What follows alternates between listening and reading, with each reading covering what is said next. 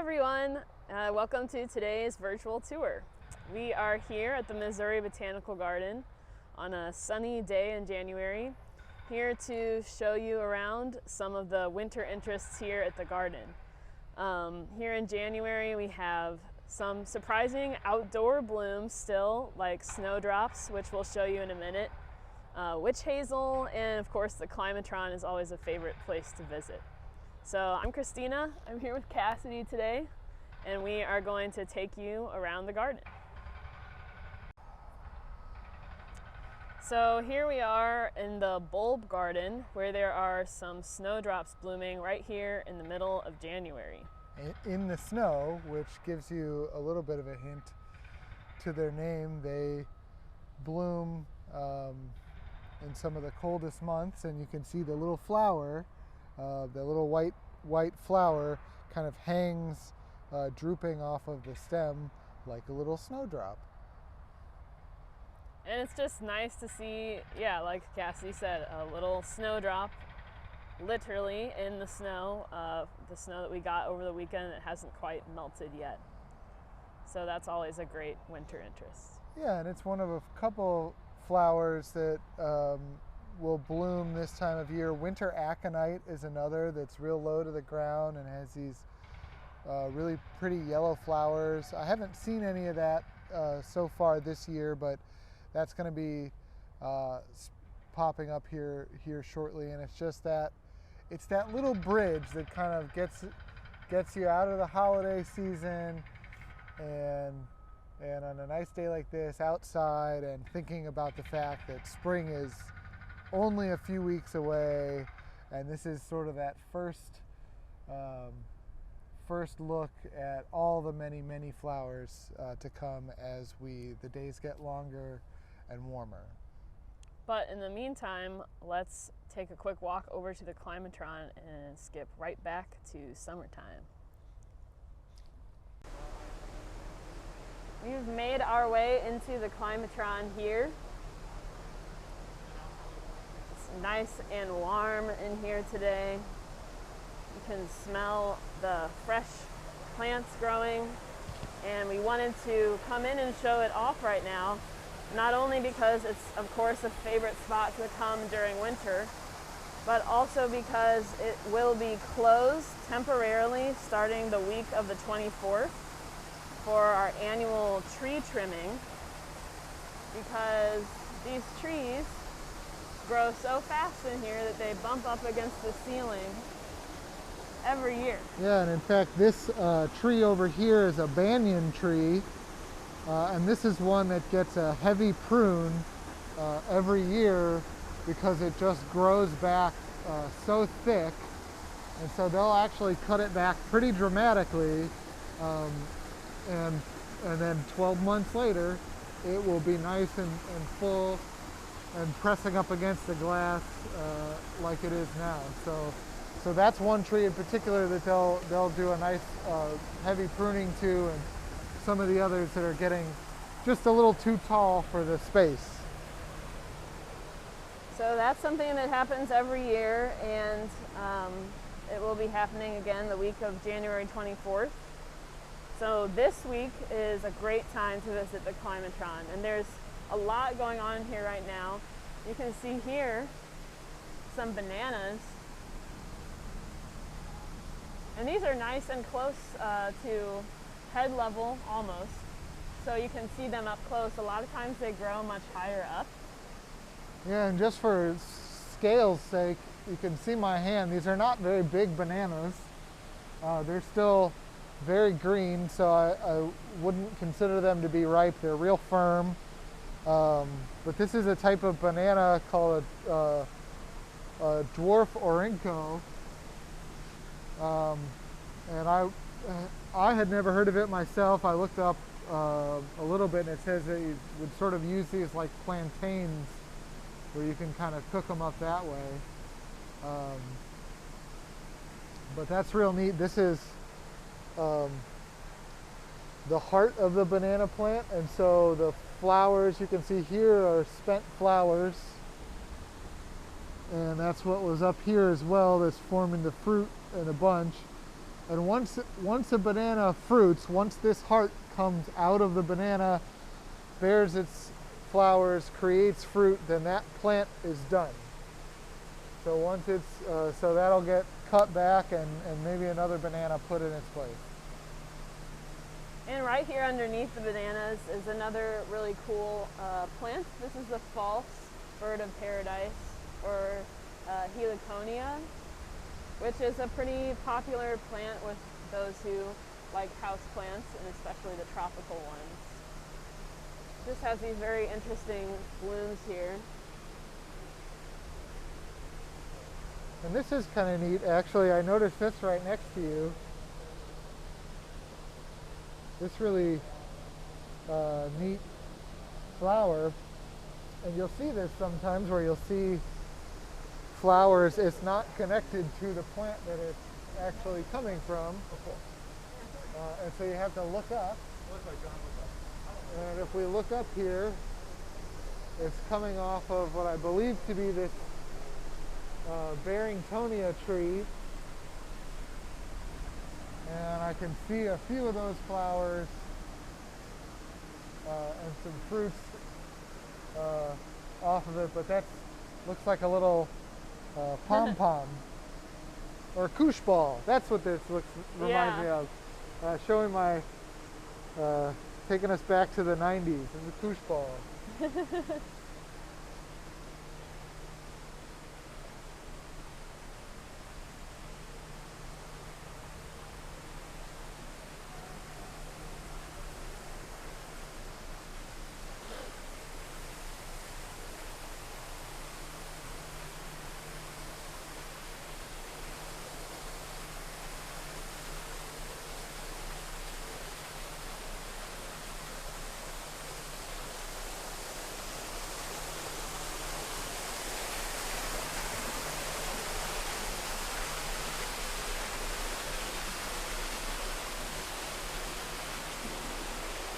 Coming up on some of the horticulturists who work in the Climatron, so they're taking a look around, getting ready for that tree trimming. And then if we look up here, we've featured this on previous tours. That is actually the Trihuli blue chandelier that used to hang in the visitor center here, and it was moved last summer to this new location. You can see it hanging right above us, and we'll catch some views of it as we make our way, kind of winding around the path. But at this vantage point, as you come out of that waterfall area and look up, you get to see that that big blue sculpture. And then right here at our feet is the other Trihuli sculpture that has always called the Climatron home. This is the Heron.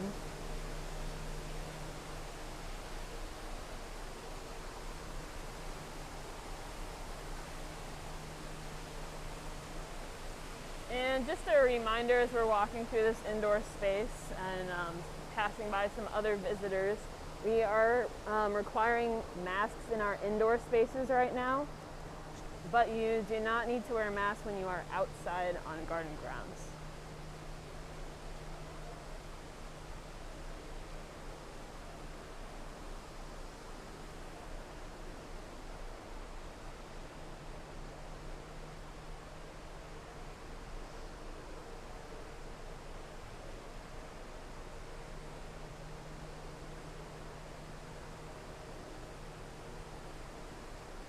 We're coming up on a citrus tree here. This is a type of orange.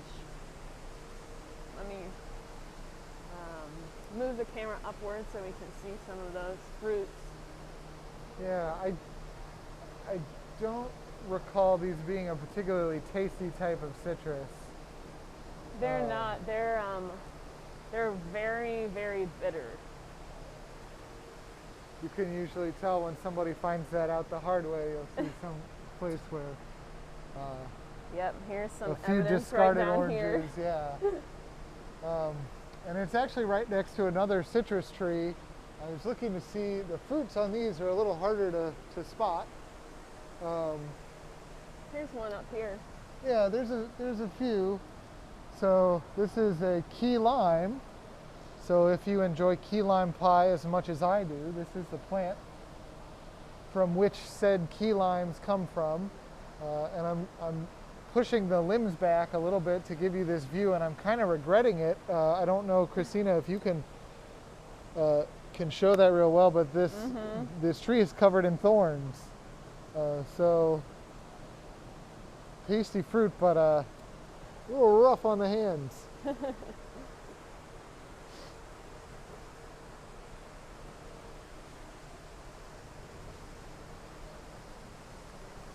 And coming up on our left here is the orchid display that's always rotating here in the Climatron.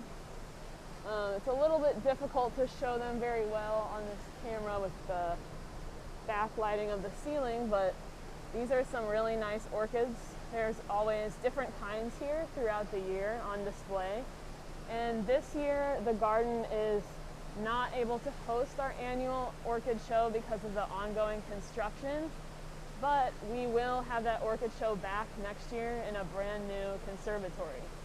So in the meantime, you can come to the Climatron Conservatory and get your fill of orchids here, and there's a couple other places in the Climatron where you can find orchids all year round.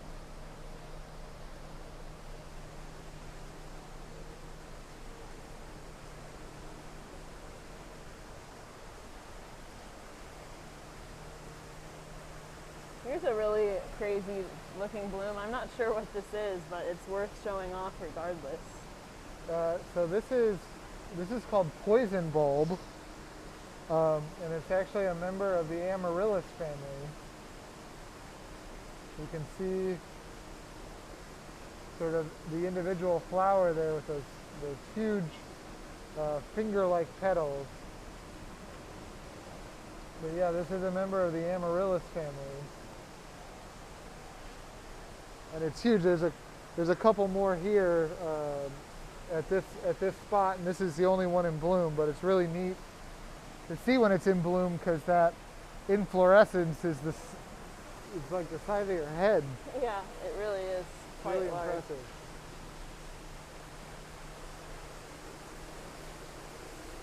Here's another place, just while we're talking about orchids, where you can often see some on display.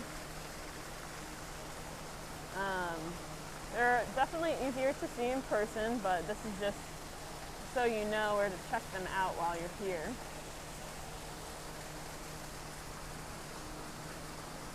We were just talking about things that look like koosh balls. Now I can't stop seeing them. Here's another one. Here, this is aptly known as the powder puff tree. It's in the bean family, so the Fabaceae family, and you can see that just this big poof here, just like a koosh ball hanging off of the end of a tree. It really kind of reminds me of like a mimosa flower too, if you've ever seen those. A lot of people have those just in their yards here in Missouri, but it's even bigger, and that really bright red is so cool.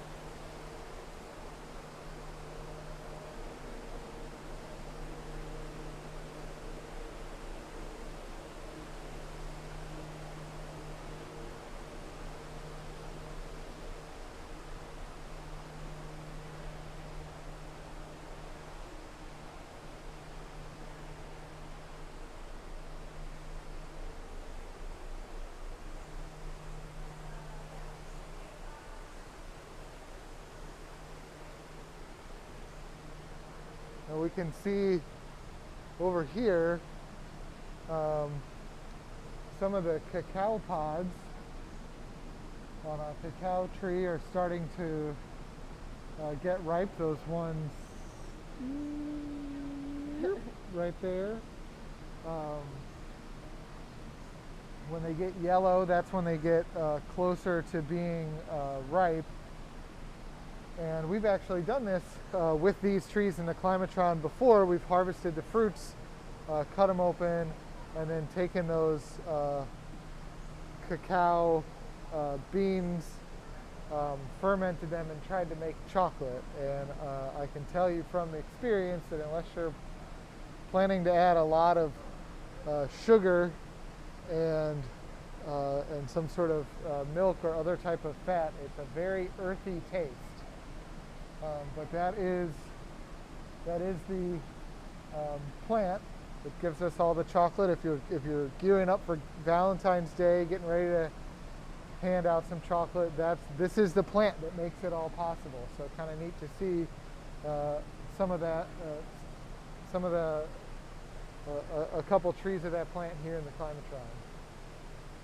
And this whole section is kind of a very food-focused spot. There's also papayas, jackfruit, sugarcane, pineapples, all along here. There's even an avocado tree, some coffee trees. And right now we've stopped by the Jabba tree, which I know we've talked about on tours before. This is a fruit tree, a type of fruit that's not really popular in the US, but is edible and very popular in other nations. And very popular with ants right now too. You can see on the little unripe berries, but in a good year, this tree will be covered. The whole trunk, you'll see, is covered with these fruits. They get to be about the size of a grape when they're ripe, and they're pretty tasty. We of course would remind you that we ask visitors not to pick our fruits or vegetables or things that they see growing in the Climatron because they are for display.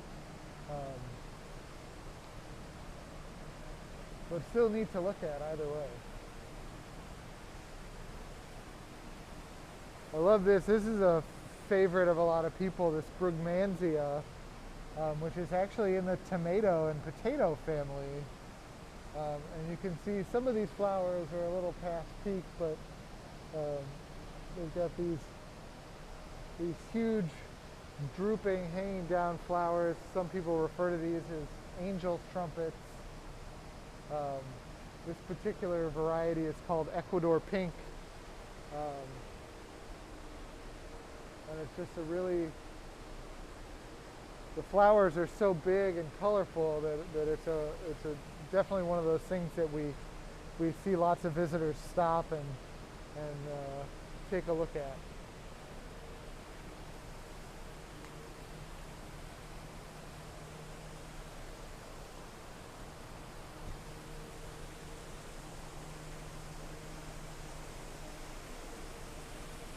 So we started out showing you some of the bananas. We actually have a little grove of bananas down here in the lower level of the Climatron. So we're standing under one of the taller varieties, and you can see a bunch of bananas up there as well on this.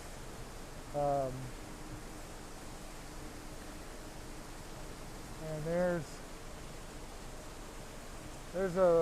about a dozen or so banana plants in this area. They're real easy to spot because they've got those huge leaves that are 6+ feet long, and these sort of papery trunks too, which something that I've learned from talking to staff that works in the Climatron is that bananas are not actually trees. Yeah, Cassidy's showing you can cut the trunk just with your fingernail. Yeah, it's not woody like you would think of as a tree. It's really a giant herb in that respect.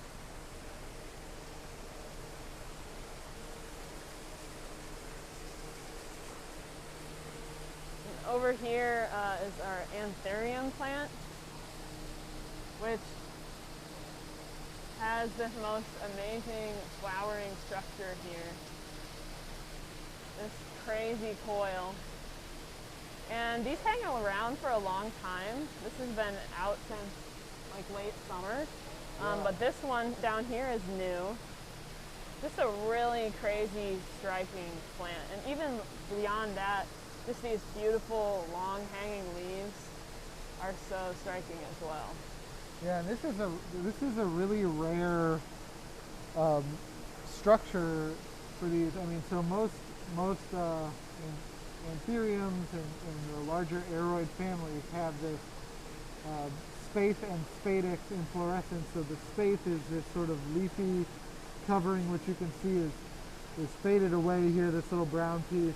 And then the spadix is what actually contains the flowers.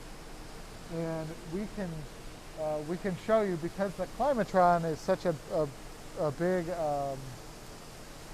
holder of different species, we can actually turn right across the path here and show you. This is another anthurium, a big one, but there's that same structure, the spathe here, the modified leaf, and then the spadix, which is the flower structure. And you can see how much straighter that is. That's a lot more typical of anthuriums and aroids in general that you would think to see. So seeing one with a spiral like that, as we saw across the way, is just really really very unique, and always catches my eye as I come around this corner. And that white color against those dark leaves as well really makes it stand out. I mean, even as we move just here, there's a few more aroids, and you can see again that same spathe and spadix structure, with the spadix being a lot more straight.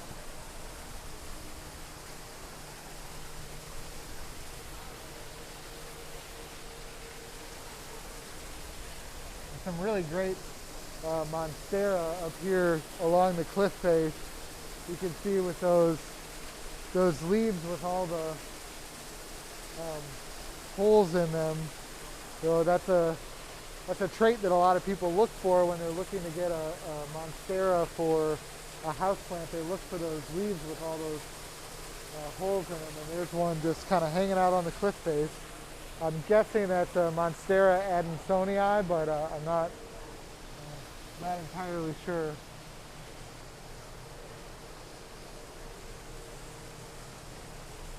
Over here is a really amazing bloom. Again, not sure what this one is called, so we'll look for a tag really quick. But another just huge, striking bloom that doesn't come out super frequently, and whenever it does, it's always an exciting time.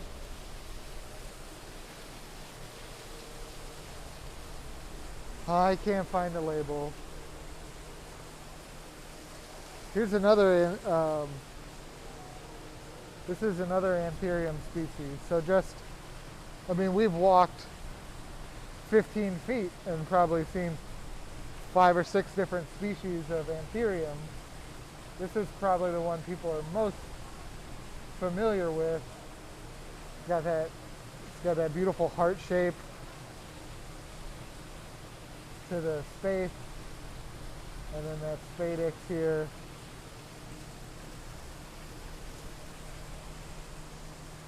Now there's a few more orchids up here. Now we were kind of doing some orchid spotting earlier. So these tree structures are great places to look for the orchids, because they actually have interchangeable pots built into these structures. So as something blooms, they can bring it out and put it on display in the Climatron, and then as the flowers start to fade, they can actually trade it out and bring in something else that's in bloom instead. So there's always blooming orchids in the Climatron, and using these tree structures, they're displaying it actually, and how you'd be more likely to see them in the wild, because many of these orchids are epiphytic and actually live in trees in their natural habitat.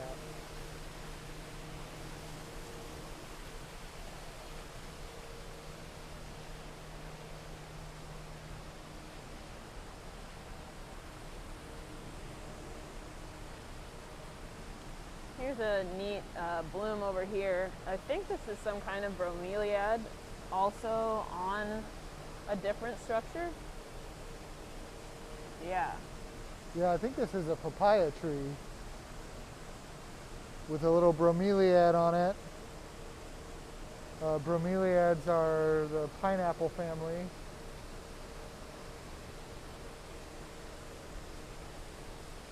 And you can see even more of those bananas we were talking about overhead.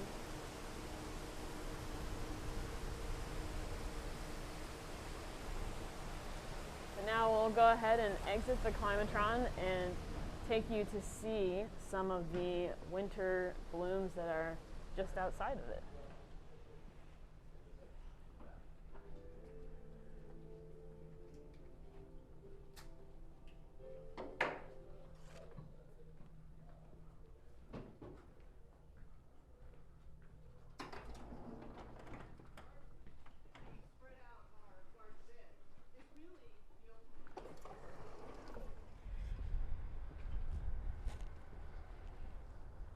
So it is January, the middle of winter right now. Not a time when you usually think of seeing a lot of blooms, but there are a couple things that we are going to find and show you today. And today is a sunnier day. It's a little warmer than it has been.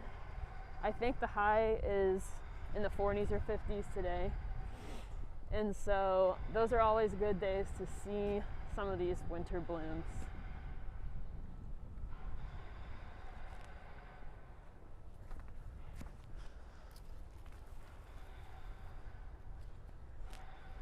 So we're walking here along the edge of the children's garden,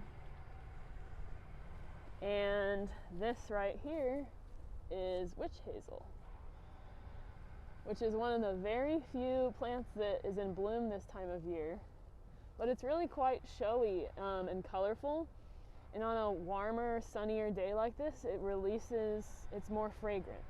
So you can actually smell them as well.